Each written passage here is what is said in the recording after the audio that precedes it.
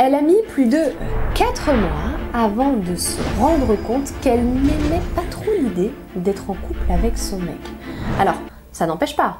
Ils s'adorent, ils se désirent, ils s'aiment, même tous les ingrédients sont là, mais l'idée du couple la dérange. Est-ce que ça vaut la peine dans ces circonstances de se laisser une seconde chance ou est-ce qu'il faut en rester là? Eh bien, c'est ce qu'on va voir. Chapitre 1, un début compliqué. Est-ce que vous vous souvenez de Salomé et Ryan? Je vous ai raconté leur début très étonnant juste ici dans cette vidéo. Pour vous rafraîchir la mémoire, après 4 mois d'une relation idyllique, Salomé a soudainement rompu avec Ryan. Elle a expliqué qu'elle n'arrivait pas à envisager un avenir avec lui car celui-ci était trop indécis, jamais assez entreprenant. En gros, pour faire simple, elle trouvait que c'était toujours à elle de décider de tout et ça impliquait une charge mentale qu'elle ne voulait pas assumer. Problème, tous les deux, ils s'aiment, ils s'adorent, ils se désirent, ils sont super compatibles. Alors est-ce que ça vaut la peine de rompre pour une broutille pareille, ou est-ce qu'elle pourrait pas faire un effort? Et lui aussi, est-ce qu'il pourrait pas faire un effort? Eh bien, sachez-le, pour Salomé, oui, c'était un motif suffisant de rupture, mais rupture qui, de toute façon, n'a vraiment pas duré très longtemps. Chapitre 2, une rupture qui n'en est pas vraiment une. À peine 2 semaines plus tard, Ryan et Salomé, qui, rappelons-le, travaillent ensemble, se rapprochent à nouveau. Aucune stratégie, d'un côté comme de l'autre, ça se fait naturellement. Ils sont naturellement attirés l'un par l'autre. Alors vous voyez le truc venir. Bam!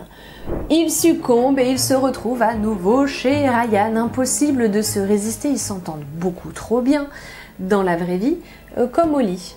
Le soir même, après avoir passé un très agréable moment ensemble, Ryan se risque finalement à demander à Salomé « Bah alors du coup ça veut dire quoi? On est à nouveau ensemble ?» Salomé, elle fait une drôle de tête et elle lui répond quelque chose comme je pensais qu'on pouvait juste rester sex friends. Ryan, il ne peut pas accepter cette proposition parce qu'il a des sentiments pour elle et il sait qu'en plus elle aussi elle a des sentiments pour lui. Alors faut arrêter un peu. Accepter, ça reviendrait à se torturer. Donc il refuse. Et il demande à Salomé, mais enfin, qu'est-ce qui te bloque? Tu vois pas qu'on est trop bien tous les deux ensemble? Et elle lui sert toujours la même rengaine. Écoute Ryan, je t'adore. On passe, c'est vrai, de super moments ensemble, mais je n'arrive pas à me projeter dans l'avenir avec toi. Tu m'en demandes trop. Je ne veux pas avoir la charge de toujours décider de tout. J'ai déjà vu ce modèle chez mes parents et résultat, ma mère, elle est devenue tyrannique. Elle se plaint que c'est à cause de mon père. Mon père, il est devenu complètement soumis. Il ne prend aucune décision et il se plaint d'être infantilisé en permanence. Résultat, aucun des deux n'est heureux. Je me suis juré de ne jamais reproduire ce modèle. Ryan comprend, il faut dire que c'est assez clair, et Salomé aussi comprend que Ryan refuse de repartir dans une relation sex-friend avec elle, donc ils en restent là. Que vous croyez? Ils en restent pas du tout là. Chapitre 3, c'est reparti pour un tour. Devinez qui a craqué à peine quelques jours plus tard? Nos deux amoureux, bien sûr. Devinez qui a encore proposé de rester sex-friend? Salomé, bien sûr. Devinez qui... Bon, j'arrête. Ce petit manège, il recommence encore 2 fois. 2 fois par lesquelles ils recouchent ensemble, ils s'entendent trop bien. Elle propose sex-friend, ils refusent, ils arrêtent et ils succombent à nouveau. Coup de chance pour tous les deux, Salomé est envoyée en mission dans une autre ville et elle part pour 4 semaines. Oui, c'est un coup de chance. Parce que c'est cette distance-là qui finalement les a sauvés. Chapitre 4, nouvelle approche, nouvelle relation. Analysons un petit instant ce qui s'est passé. Salomé, elle bloque à chaque fois qu'elle imagine une relation construite avec Ryan parce qu'elle ne voit que l'étiquette indécis sur son front et la conséquence qui va avec, charge mentale supplémentaire. Ryan, il est pas bête du tout, il a bien compris qu'il devait se débarrasser de cette étiquette et il a déjà essayé à maintes reprises de faire comprendre à Salomé qu'il allait changer, qu'il pouvait changer, qu'il n'était pas que cet homme indécis. Elle n'a pas cru et elle ne l'a de toute façon même pas entendu. Ce n'est ni de la mauvaise foi ni de la mauvaise volonté de la part de Salomé, c'est dû au fait qu'ils sont tout le temps ensemble. En étant tout le temps ensemble, elle ne peut pas changer de regard sur Ryan. Il y aura toujours un petit élément qui attirera à nouveau son attention sur cet aspect de la personnalité de Ryan qu'elle ne supporte pas. À partir du moment où vous avez porté votre attention sur un petit truc, vous avez l'impression de le revoir tout le temps. Et ça vous envahit et ça vous bloque. Vous venez de vous acheter une nouvelle voiture d'un modèle particulier. Bizarrement, vous en voyez partout dans la rue. Il n'y en a pas plus qu'avant, hein. C'est juste que votre attention elle est portée sur ce détail. C'est la même chose ici. Tout lui rappelle à quel point Ryan est un homme indécis. Tout lui rappelle aussi leur passé, les blocages qu'il y a eu. Elle ne peut pas enlever l'étiquette là du front de Ryan, parce que c'est pas à Ryan d'enlever l'étiquette qu'il a sur son front. C'est bien à Salomé d'enlever l'étiquette. C'est bien à elle de l'enlever en changeant de regard sur lui, en voyant cette étiquette s'estomper et en collant une nouvelle par-dessus, par exemple. Est-ce que vous commencez à comprendre pourquoi est-ce que je vous disais que le fait d'être séparé de Ryan pendant 4 longues semaines, c'était une chance pour eux Bien, cette période de séparation, c'est typiquement le moment qui va permettre à Ryan de se faire discret, de ne pas solliciter Salomé. Bon, bien sûr, de toujours répondre, hein, il s'agit de rester accessible, sinon à quoi bon?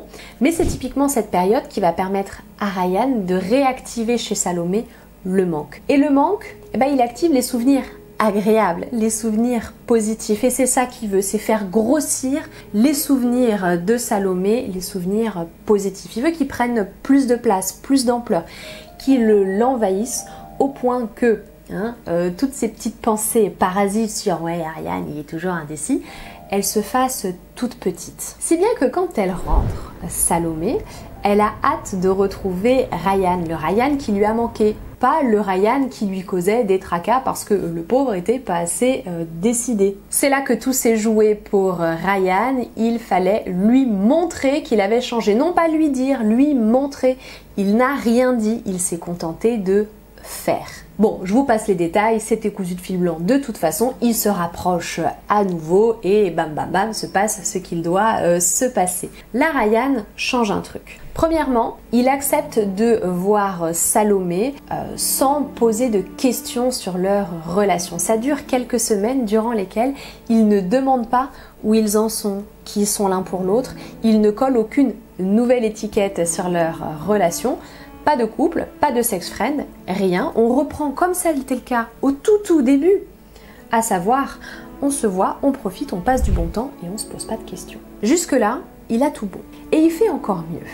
Pendant toute cette période-là, où il ne pose donc aucune question, où il ne cherche pas à poser de mots sur leur relation, Ryan il va montrer à Salomé qui peut être force de proposition, qui peut prendre des décisions tout seul comme un grand. Donc, il l'invite et il choisit le lieu de rendez-vous.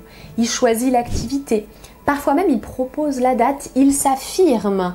Il affirme ses idées et parfois même, il la contredit, la demoiselle. Viens, on va là. Viens, on fait ça. Je ne te dis rien. Laisse-toi porter.